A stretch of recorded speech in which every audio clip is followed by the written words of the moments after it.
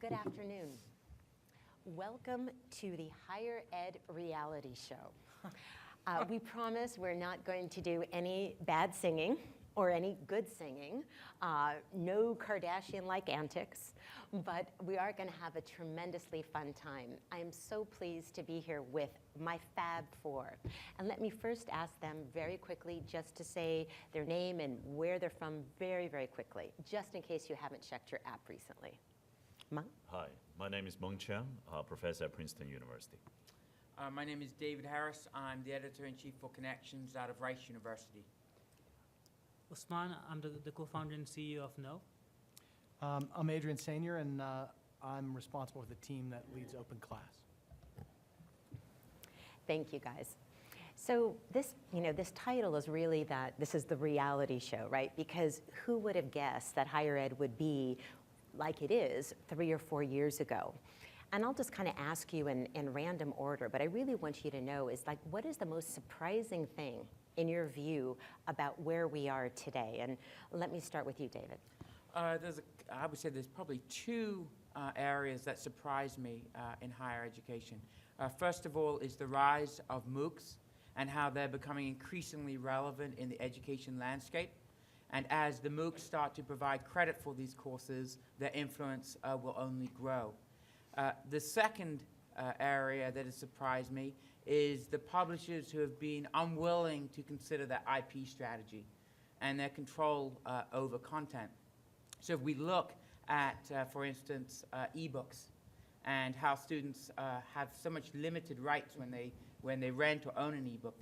They can only print out a certain number of pages. They can't share it in their social network. And this has to change, and it will change because the market's going to demand it. So what I would say to the publishers is, if not now, when? And we will get to that issue, and you and Adrian can have a big throwdown about that. Looking forward to that.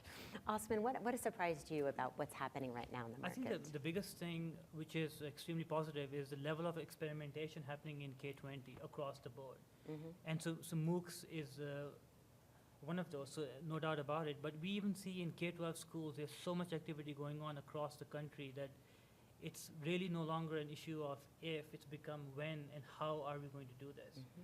Now, in many cases, some of the experimentations leaves room to be desired in terms of, sometimes they put an iPad and they hope everything's going to be fine. It's not. Everything is fine with the iPad, Osman. I mean, seriously. And it's typically not.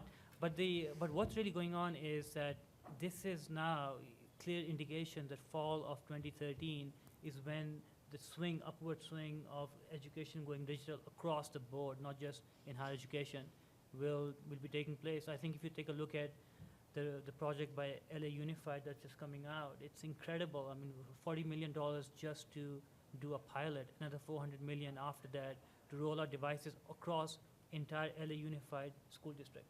Mm-hmm. So that's just tremendous, and I think it's great for all of us. That's great. Meng? Yeah, well, the thing that surprised me most perhaps is the potential, and I highlight the word potential because there are miles to go. And I'll put at least a 30% chance of imploding and utter failure. But there's a potential that we can break a law. Like a law of physics, this is a law about how automated can education be. Not all human activities can be automated.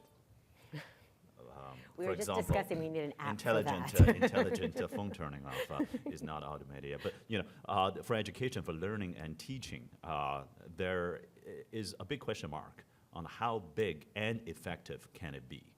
And if you look at, for example, how many students enrolled in the class, in a typical class, let's say 100 students, the passing percentage may be 80%, and the passing is a very high standard. Okay, so let's say 80%, given a limited resource of, say, 2 dedicated teachers or TAs, right, per semester.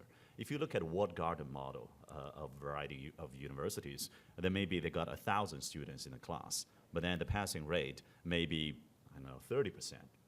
If you look at, say, a MOOC, there may be 10,000 students, but the passing rate may be 3 to 5%.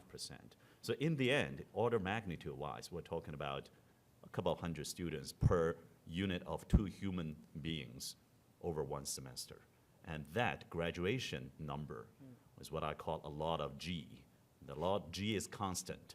It doesn't matter what modality you try, order magnitude, it is constant. Of course, order magnitude is a mathematical concept. It can still be a manufactured difference, but there seems to be a potential, small probability still, that maybe we can bump it up by a whole order of magnitude if we try very hard. Interesting. Adrian. So I think it's interesting that all my fellow panelists have referred to perhaps the most surprising thing of the previous year as being scale. And what I've come to think about this as in the last several weeks is education has passed its Napster moment. I think that I've been looking for this Napster moment for, well, since there was Napster. And of course, a And that's the Napster moment quote- is when that's the it quote of the becomes panel, but- clear in a market that the old level of scale is blown away by the internet level of scale. And so, you think about what disrupted the music industry. Napster is what did it, and they did it in 6 months. And it started out of a kid's dorm room, and 70 million users came online in 6 months with no marketing budget. And suddenly, everyone understood, oh, hell, this can be done at a completely different level of scale on a completely different basis. And now it's just a question of who's going to do it and how well. Now, as you notice, none of you are buying your music from Napster, because Napster didn't have a business model. They showed that it was scalable. They showed the new thing was possible. They opened the country, and then someone else comes in and figures out how to make that happen. And that is absolutely what's happening right now. When we argue about the MOOCs and their pass rates and their failure rates, yeah, that's because the first person to scale could do it at a kind of a 2 or 3% rate. And now it's just a question of who's going to have the next hit. But one thing's clear. From now on, it's all about the scale of the planet. It's all about the scale of the planet. And inside a decade, the whole thing's going to be different. So what do you think are the forces that are really driving this disruption? We talked about scale as being a common theme, but why scale and why now? And Meng, I don't know if you want to start with that. Yep. Well, actually, I want to throw in a little cautionary note here. Julie, you asked us to be provocative and don't agree on everything. So I'm going to start disagreeing. Yeah, that's bad. With Agreement, myself, sorry. actually. So I think I would directly answer your question as well, which is I think this is not the first time that education is believed to be revolutionized. This is not the first time that we're trying something innovative in the education space by using new technologies. It didn't work out that well in the past few attempts. And I do feel that the hype is preceding progress at this moment. And that's always a dangerous sign. That 20 years later, we may look back today and say, oh, you remember the dot-com bubble? Even though many companies thrived, and they did change the world, but we remember 2000 to 2001 as a bubble bursting stage. You remember the tulip mania, and you remember all those stuff 20 years ago talking about MOOC and changing the world and so on. Now see, where are they? So I'll put, I'm a engineer by training, so I try to be unnecessarily quantitative here. I'll say there's at least a 30% chance that will happen to what we're looking at today.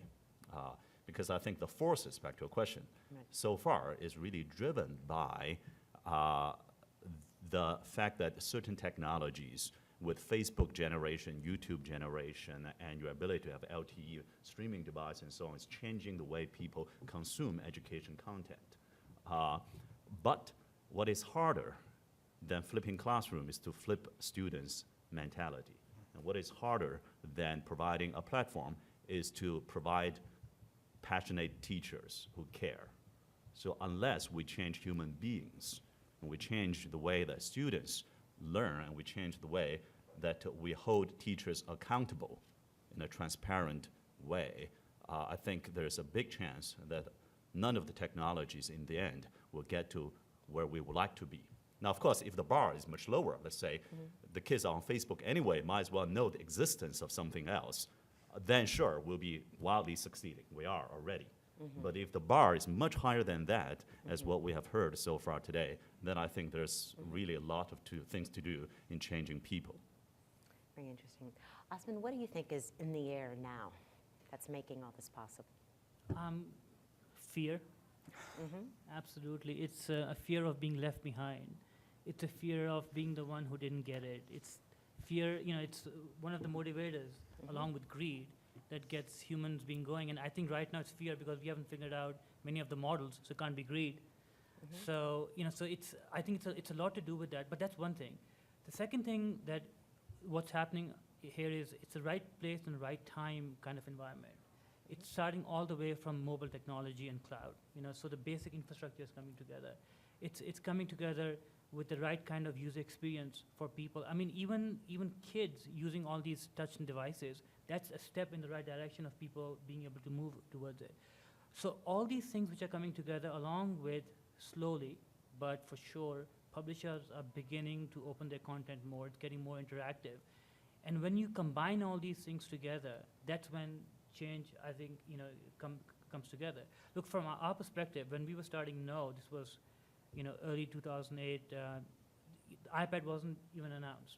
And we said, in education, you need tablets. And so we're ecstatic that tablets are taking off like the way they are.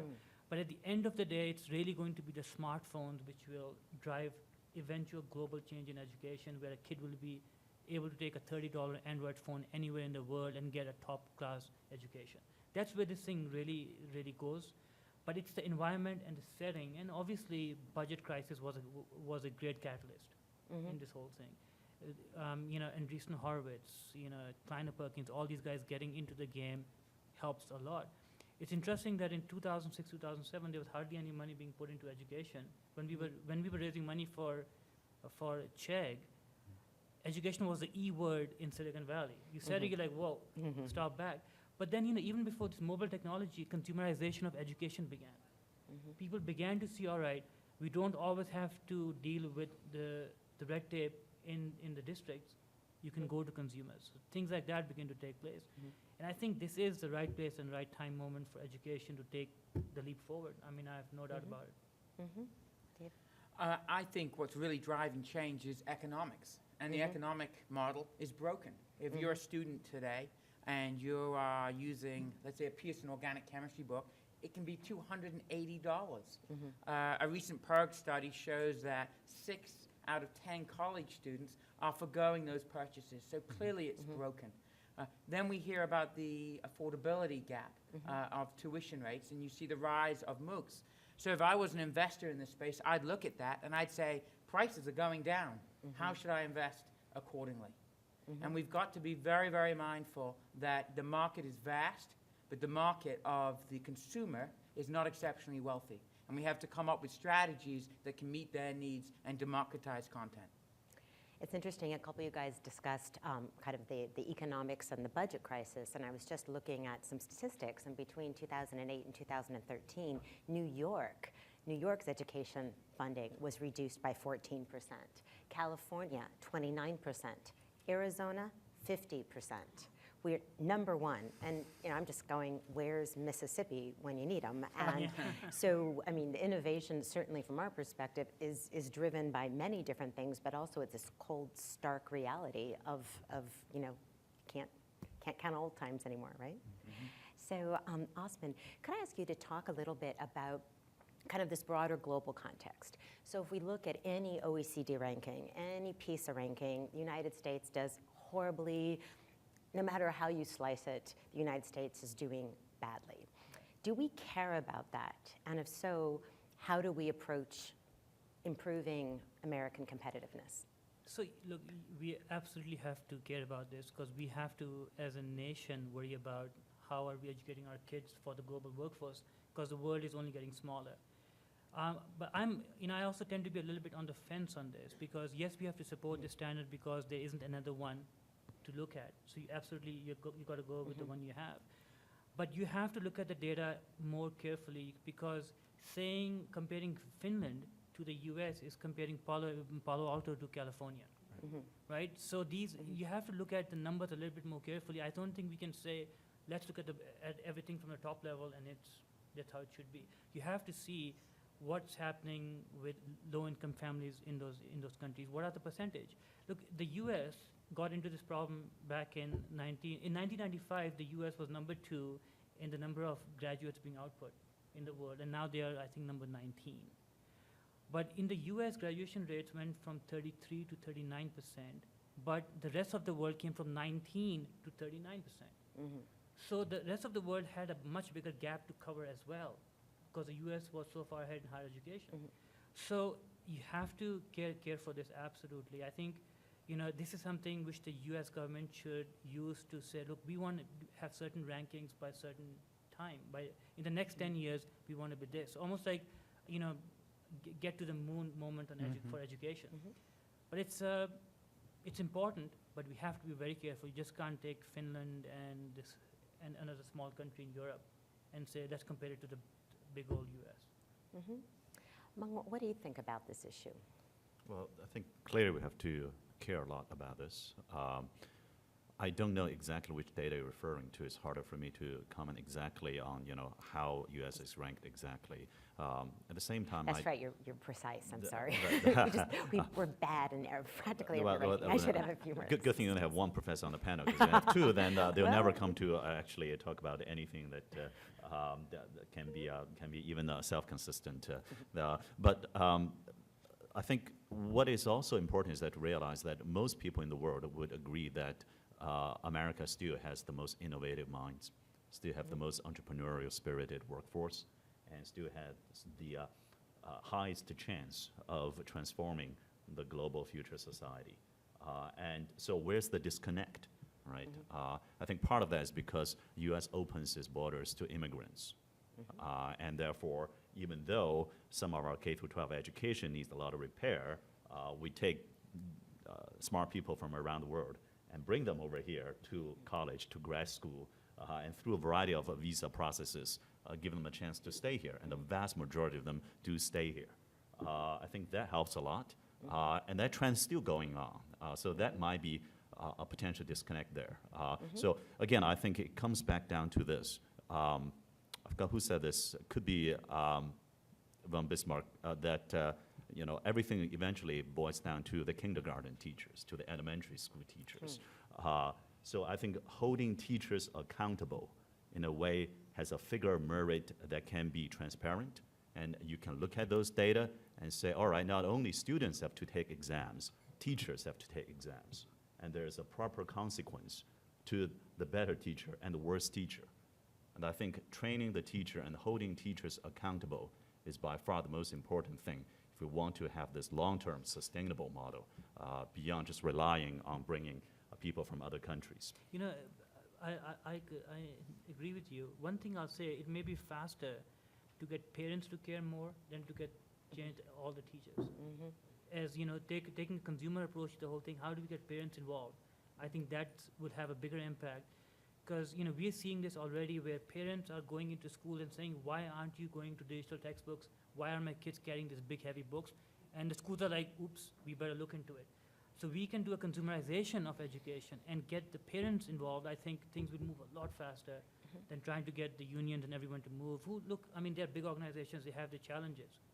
If you take a look at a country like Pakistan, where you have 500,000 teachers, it's not exactly easy to go find another 500,000 teachers, and it's not exactly easy to update those, but you can incrementally keep moving them. But I think parents, somehow I feel, are missing in this whole thing, and we need to, figure out a way to get parents involved to move this thing along. Interesting. David, how do you put this discussion in a global context? In a global context, we have to look at we have to look at the way that information is disseminated. And that's what we've been focused primarily at Connections and OpenStax College, is the liberalization of making content available so that it can be locally adapted too. That local relevance of content can really improve learning and understanding, and you need to provide the technology tools to do that. And no matter what we do, we want to measure outcomes and learning outcomes and the effectiveness of any innovations, because there's a million brilliant ideas, but there's only a handful that might actually work, and we have to be ruthless about using data to apply effective methods. Adrian, what about U.S. competitiveness? We focus so much on the average, and I think what President Crow said this morning is somehow more accurate. Clearly, we have a set of elite institutions in this country, and everybody who goes there is golden. And we are producing the world's leaders in every area. the place where we're in trouble is in the middle, right? Like you look at where Gates is spending their time, effort, and energy, and they're spending it on the community colleges, they're spending it in K-12. Why? Because that's the place where we have very serious challenges. And this is a problem of scale. And so I almost think that the way the U.S. is going to be competitive is by starting to focus on how we're going to educate the globe. Because at the moment, what's changed so much in the last 24 months is that some things that were completely unthinkable in the universities have become thinkable immediately. What am I talking about? The sole proprietor model of the creation of content. Every professor makes their own course. That's the law. That's just how it's done. And suddenly, all around the country, universities are beginning to reconsider their general education curricula and saying, hey, we're going to design these as a group. Why are they doing this? Because I think it's becoming apparent that you cannot meet the challenge when one professor at a time is trying to make these things. Now, my argument is, clearly at the institutional level, it's a transition. Because if we're going to teach, for example, mathematics, why do we stop at developing a course that scales across an institution when we could clearly develop one that scales across a country? Why would we stop at a country when we clearly could teach every person on this planet mathematics? It's the one thing everyone in the world agrees on. If you're an Islamophobe, if you blow people up in the public square or at the marathon, if you are in a society that believes in censorship, or you're if in freedom, 2 + 2 is 4. And so the one thing we clearly could agree on is to build a mechanism, a World of Warcraft, the Wikipedia of mathematics, whereby every person on the planet could become educated in math. And inside 5 years, this will be done. And either someone will have a fortune for doing it, or someone will have contributed one of the greatest assets in the history of mankind. But think about, like, if I asked in this room right now, hey, how many of you are math people? Like, some of you put your hands up, and the others of you like, yeah, boy, I hope he doesn't actually ask a question. I'm going to submit to you, math is the one where we can actually turn this whole thing around. Math is where this scalability works. Math is where analytics will work like ringing a bell. People are not sure whether we're really going to be able, can you actually take essays and machine scale them? There's no question you can do it with math problems at any level of granularity. All that's missing now is the will and the correct design idea, and this will happen. Inside 5 years, you heard it here first. So at ASU, we care a lot about math, and we've been partnering with a company called Newton to basically run a whole adaptive redo how we teach math. And over the past more than 2 years or so, 17,000 students have gone through redesigned math courses that include flipped classrooms and completely adaptive learning. Why don't you guys comment, and maybe I'll start with you, David. You know, how do you see adaptive learning, and how do you think about it, and do you think it has a place, and how, you know, how impactful do you think it will be in this whole reform? Absolutely. Adaptive learning and relevance, in my mind, are synonymous. We're producing open education resources, but if we're not mindful of adaptive learning and building them for adaptive learning platforms, we will be irrelevant in a short period of time. Mm-hmm. If you are a purveyor of ebooks today, mm-hmm. and you're not migrating or integrating with adaptive mm-hmm. learning platforms, mm-hmm. you will become an ancillary in the next 18 months, and you heard that here. So we think it's very important. So we are semantically tagging all of our content so that it can be used in adaptive learning programs. We actually have a conference next week that's bringing together thought leaders, including from Newton, about adaptive learning. And what's critical here is the data and the openness of that data. Mm-hmm. These systems will get more intelligent if the data is open. If we follow a proprietary model where company X and company Y, they have their own pool of data, mm-hmm. it will take a much longer period of time to get these systems really intelligent, mm-hmm. and so that students can really benefit from the experience. Mm-hmm. This is probably the most important thing that any producer of content can be working on right now. So, Adrian, do you agree with that? You know, that idea that the data must be open is going to be the most challenging thing about this. Mm-hmm. Because on the one hand, it takes money to build these mechanisms, to do the investments, to gather the data, and the models that are out there. Like, why is everybody after this data? Well, it worked out for Amazon. Mm-hmm. It worked out for Google. It's working out for Facebook. Clearly, it would be great for a company to be able to own the knowledge For example, let's take mathematics. If you were able to gather the behavior learning patterns by which the world succeeds and fails at learning mathematical concepts, what an extraordinary resource you would have as a company. However, I think people are smarter now. I think that the land grabs that happened when people didn't know that data was valuable, and so, yeah, of course Amazon can just have it. I don't think that's going to happen in education, and someone is going to have to articulate what is the joint ownership of this data going to be? What are the incentives of companies going to be to gather it, to make it possible to consolidate it, to put it in one place? And then what are the rules of engagement going to be by which those data sets can be mined? And this will be another thing that will either accelerate or retard our ability now to scale. Because that data, and particularly, again, beginning with math, because it will be so straightforward to amass, that data will drive the acceleration curve. And we're either going to get that right or not. And I think the universities have a unique opportunity at this moment to step forward and say, this is how this needs to be owned. This is how this can be the foundation for a public-private partnership. Osman, how do you think about adaptive learning? I think, you put adaptive in front of anything, it's a good thing, right? So there's no doubt about it. Where I would say it's going to take longer than we think. I don't think it happens in 18 months. ASU type projects will increase. When I take a look at RFPs coming out from major school districts and what many universities are doing, I mean, there's big RFPs for the next 5 years for education and content and math, and I don't see them saying adaptive mathematics platforms are a must in this RFP for the next 5 years, right? So it's going to happen. Is what we see happening today is people struggling to see, all right, how do I get to digital first?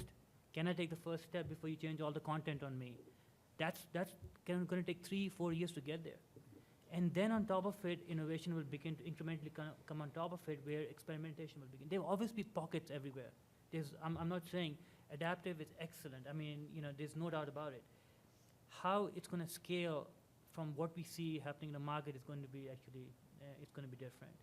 Now, on analytics, it's all going to be about analytics. Every time a student touches on a screen to highlight or do something, that's data being collected on behavior. We even see it, analytics to the point where you can predict what kind of grade a student is going to get even without grades, because you can now see how do A-grade students behave versus C-grade students behave. And that's all data. Everything is going to be about analytics. If anyone's building any product, in the version 1.0, you got to make sure you put in the data hooks into your product and you're looking at this information, because that's where the magic is. Now, how many people are going to share it? What's going to happen with it? I think it'll sort itself out. It will sort itself out. Go Can I ahead. disagree with a couple points? Please for it. do. Okay. I think I probably disagree on the notion that adaptive learning will change the basal content. I think it will inform how you use that content. And the second area I might disagree with you is it may not be in the RFPs today. That's because they may not have seen a great example of adaptive learning. But once a great example of adaptive learning enters into that marketplace and people see the ability, everybody's going to want it. So it's not something that's going to trickle over time. It's something that will be a wave. Can I tag along with that? Because I'll be remiss if I don't do a commercial from my own textbook. I was actually going to do a Yes. softball there. Oh, But thank go. you. I'm too eager to sell my book. It's on Amazon. Please do buy it. It's called Network Life. If you don't buy it, still rate it 5 stars. Amazon doesn't know. That book, on Valentine's Day this year, we released adaptive version of that. So it is available today, and if you're interested, I'll be happy to show you on my iPad today or give you a way to download and play with it yourself. And what we did on Valentine's Day this year, well, we did a lot of things. On this one, we said that Science Magazine ran a review of my textbook at the end of last year, and it was very positive. But at the end, it says, this book tried to teach many different types of students in many different ways. Can a single book do that? Around that time, we were actually wrapping up this prototype development effort to say that, well, why should the book be the same? So what we call is IIB, is an integrated and individualized book app. It's an app, and it has my MOOC videos and homeworks and search on the course wiki and everything integrated. And then the beauty is that we track how a reader reads the book, how a student learns it.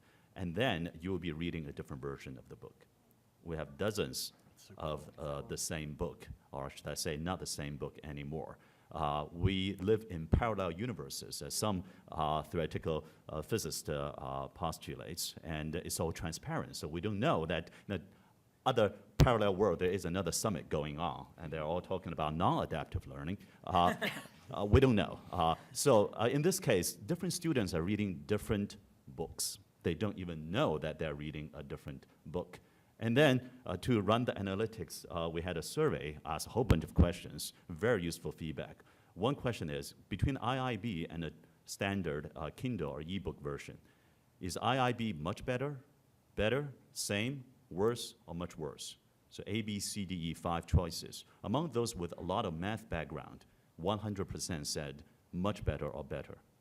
And among those with very little math background, the diagonally opposite demographic, again, 100% said IIB is much better or better. And that was a very encouraging signal to see that, and you hear that first from me, that my book was IIB already. So I got to follow the trend here. You heard something from me first today. But that is a very encouraging signal to see that the machine learning algorithms that my research lab develops, that a lot of Princeton undergrads are very interested in doing research in data analytics, machine learning, and how to take those into adaptation. When you implement it in a transparent way, the students really like it. They say, oh my God, this pair of shoes fits my feet. I don't have to cut my toes or break my bone. It search where my toes and bones are, and then it will do it for me. And as I grow, this IIB will grow with me. So I think this is not science fiction. This is not a future tense. It's a past tense. It has happened already. And we have seen the very positive impact on how to engage students better through these kind of IIB. Yeah, but the key thing is, at scale, when does it happen? It's great to have examples of amazing things out there. Scale. Yeah. How does it go to scale? Yeah. That's what I'm talking about. Yeah, and I think But it boils down we to have this. seen some things go to scale, right? Like you can't argue that Salman Khan is not at scale. But that's not, we're talking about Well, adaptive learning. I get Is it, it but scale? like you But we're also talking can't, about no, adaptive hold learning. on now.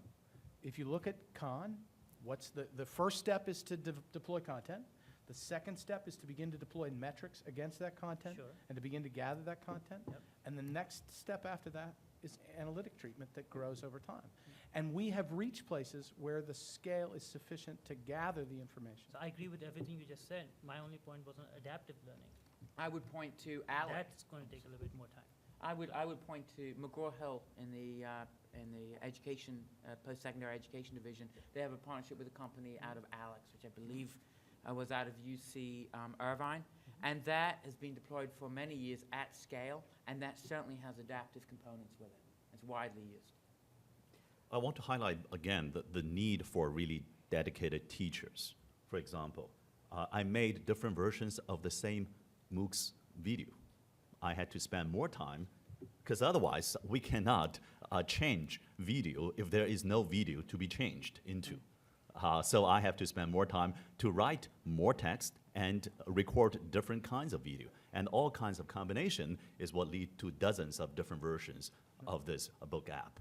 So unless you get teachers and writers to say, I'm willing to record 3 different versions of video, and then let the machine, let the software take care of mixing and matching based on adaptation. But without that 3 different versions in the first place, you're not going to have any adaptation. So, David, OpenStax is all about OER content. At the same time, there's been a lot of legislation in this area. Could you talk about that, and is it good, bad? Tell us what we should be worried about or not worried about. So the legislation has been driven by communities, parents, faculty, schools, very worried about the cost of materials. And at OpenStax College, we're creating a new generation of what we call OER 2.0, which is the highest quality OER. And when you produce high-quality OER, what we're finding is people adopt it, and they adopt it rapidly. So when it comes to legislation, that abuts into academic freedom. And we're based out of Rice University, and we are strong advocates of academic freedom. So what we would counsel when it comes to legislative efforts is look at the tools that you can use that can provide incentives for faculty to adopt these resources. We're much more concerned with approaches that would, of course, mandate usage or mandate development, because the decision has to be left for the faculty member. They know what's best for their course. And if my OER materials don't stack up or don't provide the value that Pearson materials do for your course, then you shouldn't use them, and that's the fair market. Mm-hmm. And we have to support academic freedom, and I think OER actually enhances it because it gives faculty more choices. They can locally customize it, and they'll never be forced into a revision of a physics book that doesn't need to be updated every 3 years. Mm-hmm. Meng, what do you say to that? How do you see the faculty members' role changing with the rise of OER content? Yes, yep. Well, faculty member. Yes. So they are a lovely set of people. They are. Yes, if you exclude myself, yes, they are.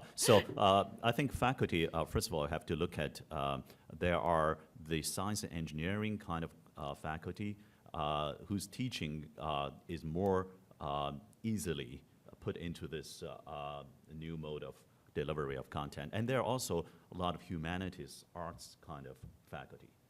And it is, in general, tougher there. Also, there's faculty in research-oriented or research-intensive universities. And then there are also faculty in thousands of teaching-centric universities that do not have, for example, a PhD program or in community colleges. So I think it highly depends on what type of faculty you're talking about here. But in general, I think, let me quote what my 5-year-old daughter once told me. You know, I asked her when she was 3 years old, something like, you know, what's 1 + 9? She says, it's 10. I said, wow, impressive. So what's 11 + 9? And she said, now it's your turn to guess. So now it's my turn to guess.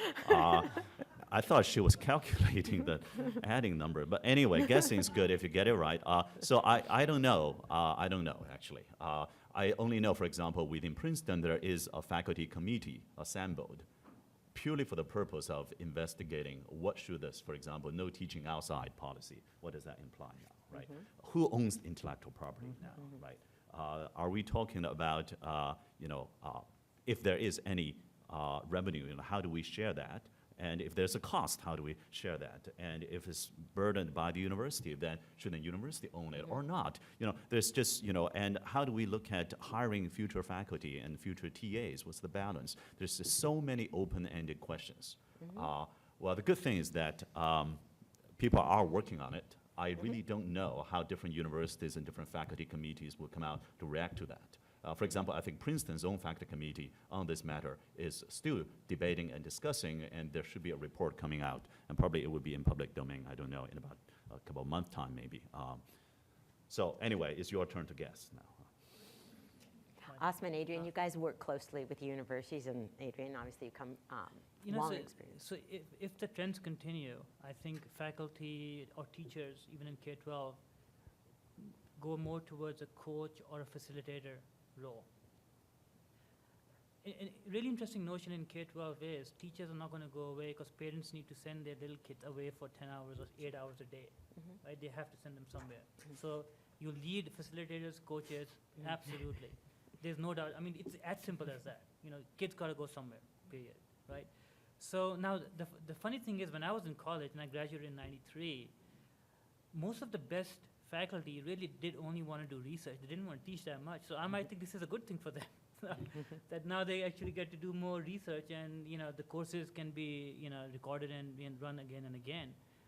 But I think it's a facilitator, coach, somewhere in there it's going to end up. But there will be places where students have to go. I think universities end up becoming upper division, more specialized institutions, because lower division may go more online.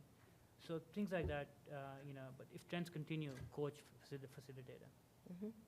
So Adrian, you mentioned earlier kind of the importance of public-private partnerships, and clearly for those of you who heard President Crow is, we're working with 40 companies, we need to work with 140 or 1,040 companies. All I have to do is email him, Yeah, apparently. exactly. Email And Julia, Phil, please. And Phil. So can you talk to us about what you see have been innovative public-private partnership models or things that we should be doing, and different ways that we can be collaborating?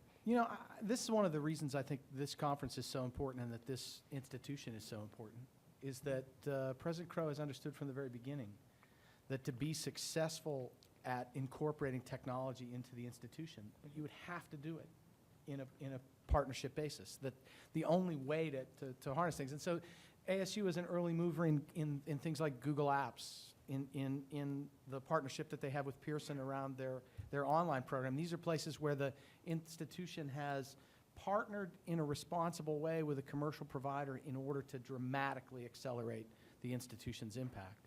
And I think that as education moves to this next level of scale, Michael Moe said it this morning when he talks about the idea that we're still very much in the cottage industry phase. In this industry. It's still very much individual practitioners, one at a time, using their own judgment, et cetera.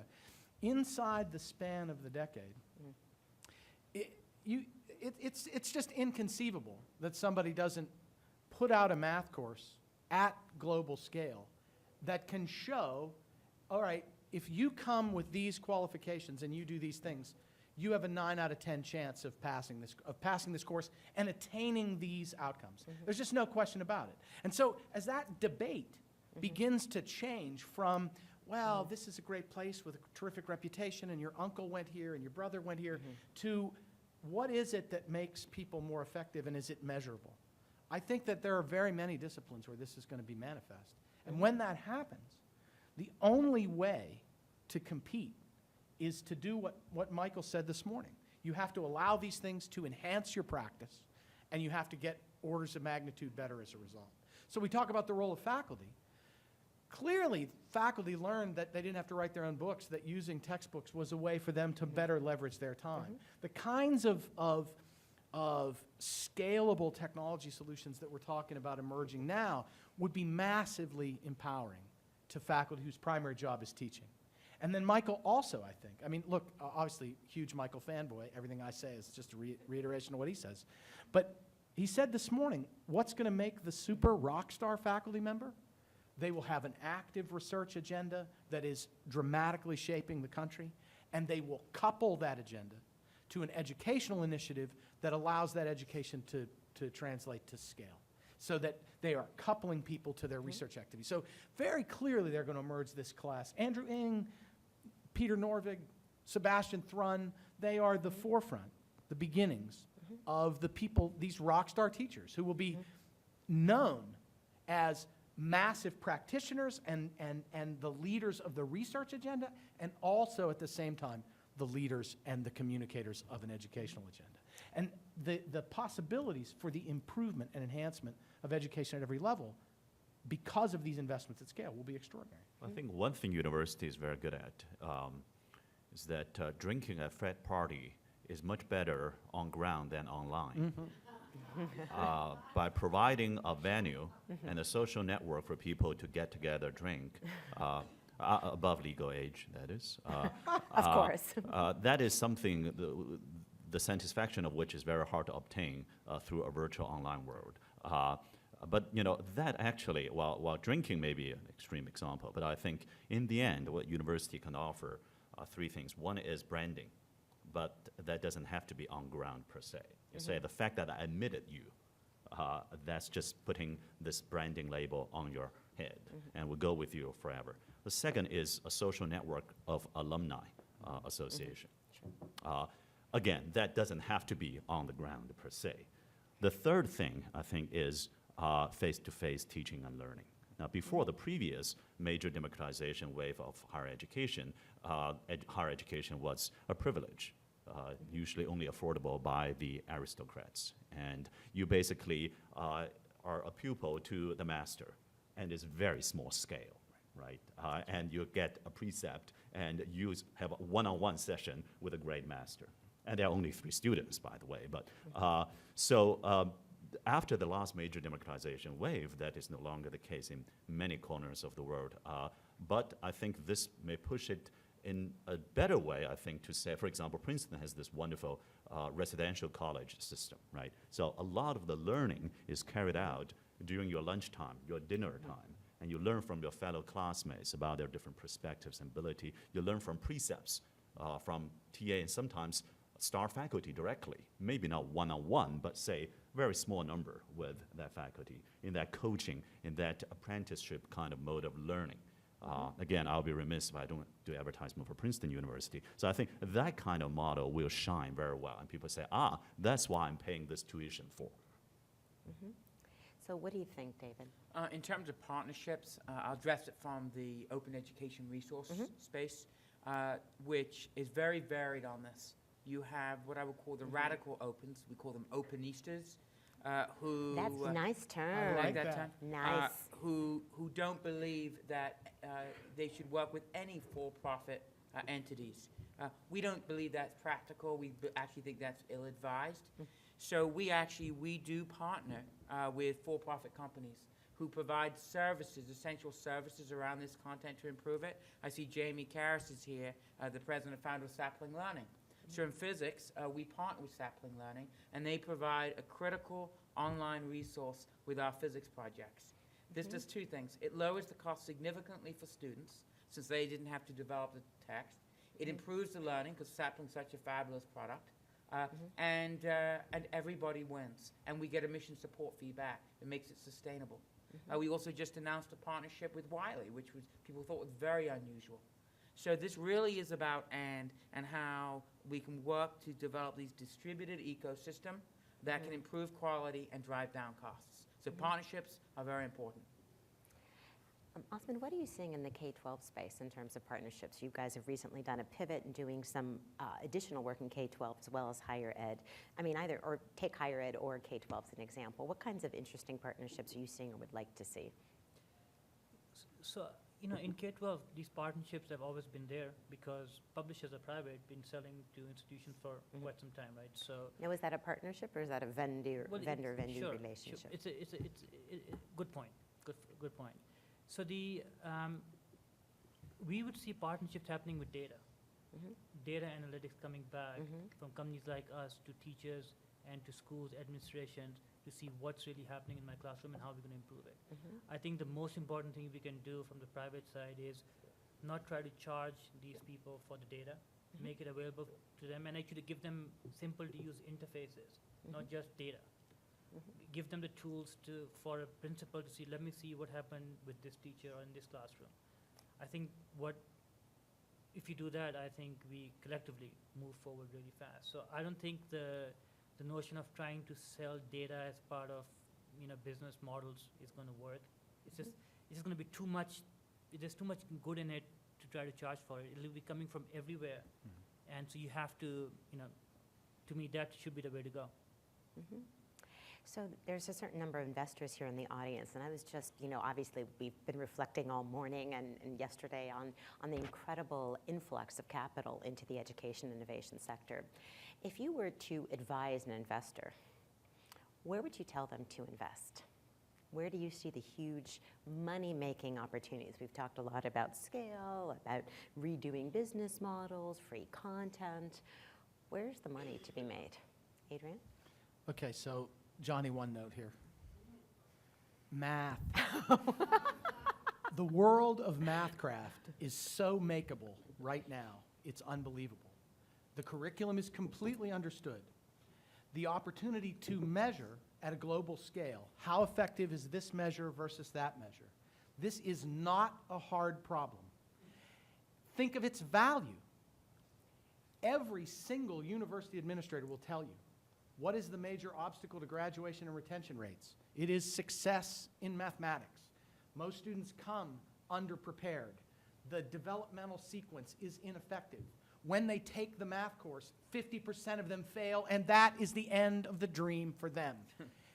And there are ample examples of alternative methods of teaching mathematics that are primarily technologically driven, that empower educators to make their classes more effective that change those results completely and will take mathematics from the thing no one seems to be able to understand to the common birthright of mankind. Inside 5 years, who's got the money? Let's get this done. Okay, Osman, either give us your best advice for investors or just your parting words if you want us, we know Adrian's theme here. Osman. So I think consumerization of education is around the corner in a big way. And the companies which can figure out how to position good value, simply define it, and consumerize it, I think those companies will hit the scale much faster. Obviously, on the enterprise end of things, there are VCs who invest in enterprise companies as well. And enterprise in this case would be B2B, which is me selling to a school district, institution, or universities. Those tend to be longer sales cycle, but they are, moving much faster than before. So, but if you want the high charging, yeah, baby, growth, it's got to be consumerization on that side of things. Okay, David. If I were investing in this market, I would be cautious because there's a lot of change right now. And I would be very nervous about quick flips because I think this market is cruel to quick flips. Say that after 10 times. Because there's not a way to really monetize things quickly. Build something to last. Work in organizations that are focused on learning outcomes. Work with organizations that are willing to partner. And if I saw an organization that did that, I would say their mission is aligned well with the values of the market, and the value of my investment should therefore increase. Right. Or if you're in Arizona, you can just buy some real estate. No, just kidding. Yeah. Okay, Monk. That's great advice about real estate. I'm telling you. It didn't work for me. First of all, as associate faculty also with the applied math department at Princeton University, I really appreciate this evangelizing mathematics. You do a really great job. I should record that and play to all the students.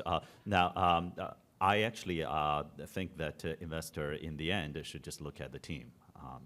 And if the team is complete, is dedicated, got the track record, and know the sales channel, that's the best guarantee because this whole universe is evolving so rapidly. And it's really everybody's just guessing. At least, that's my feeling. Now, so I'm going to take this chance to just run 2 quick anecdotes as my closing remarks, if I may. Because I was doing this pilot of MOOC, and I was doing flipping classroom. And in these 2 experiences, I got a lot of very interesting stories. And I can write a whole book of anecdotes and jokes on that. And maybe one day I will do that in an IIB fashion too. But just 2 quick ones. One is Philippine classroom. So they're supposed to finish watching the video on my course called Networks, Friends, Money, and Bytes. And then when they come in, we do Q&A, right? They ask me questions, ask them questions.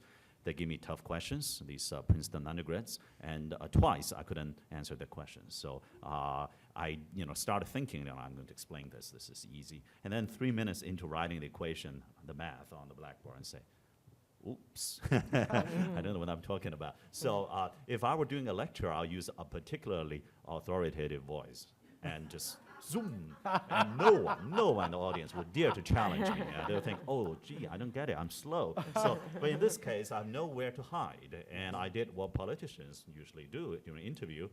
Let me get back to you on that. And then 2 days later, I say, scrap everything you heard from me on Monday. This is the correct derivation. So that was fun. But when I asked them questions, only the 3, usually in the front row of the audience, would raise their hands. The rest of the classroom just stare at me, right? Excellent. So I said, all right, let me write a simple program and a web interface where I can type a multiple choice question in real time or beforehand, and then you just type in ABCD logging in, right? You're on Facebook anyway, so then I don't know who answered what, although we have analytics anonymized, we can do that. But at least I know that 30% got it wrong, and therefore I should really talk about it a bit more, right? And then one day, I went in classroom in late October, and even simple questions, 80% got it wrong. So what's going on here? So I asked them, did you actually watch the video they're supposed to finish watching before coming to a flipped classroom? And still, Everybody stare at me. So I say, all right, here's the multiple choice question. Did you watch the video today? A, I did. B, I did not. And then 90% is B. I say, all right, fine, I don't mind, but why?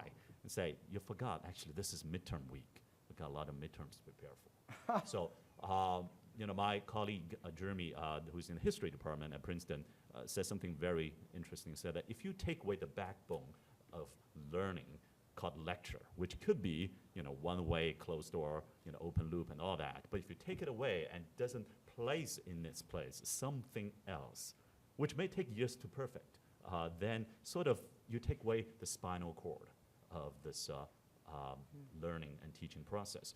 Another quick anecdote, I'll be done, which is... Actually, Meng, we are 4 minutes over Oh, already. I'm so sorry. I am so sorry. I just want to highlight that there is a website called 3 Nights and Done. Yes. What I want to say is that I found that a lot of people say semester is too long. Teaching should be done no longer than James Bond movie. And that's why we started a nonprofit initiative to do all the education content in less than 3 hours. That's cool. Well, thank you to my Fab 4 panelists. Thank you very much. And you guys have 5 minutes to get to your next session. Thank you for coming.